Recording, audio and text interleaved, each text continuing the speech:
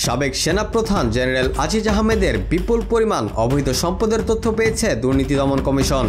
সেই সঙ্গে অবৈধ সম্পদ, অর্থ পাচার, ক্রয় বাণিজ্য সহ বিভিন্ন অনিয়মের অভিযোগ খতিয়ে দেখতে আজিজের দুই ভাই সহ তার বিরুদ্ধে সংস্থাটি অনুসন্ধানের সিদ্ধান্ত নিয়েছে।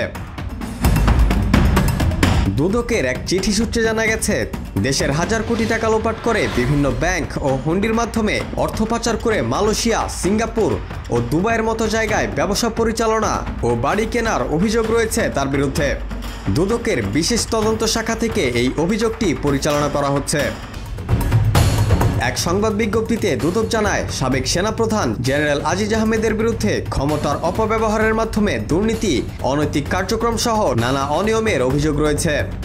তিনি দুর্নীতির মাধ্যমে রাজধানী সহ দেশের বিভিন্ন জায়গায় বাড়ি, ফ্ল্যাট কেনা সহ 100 কোটি টাকার আলিশান বাংলো নির্মাণ করেছেন।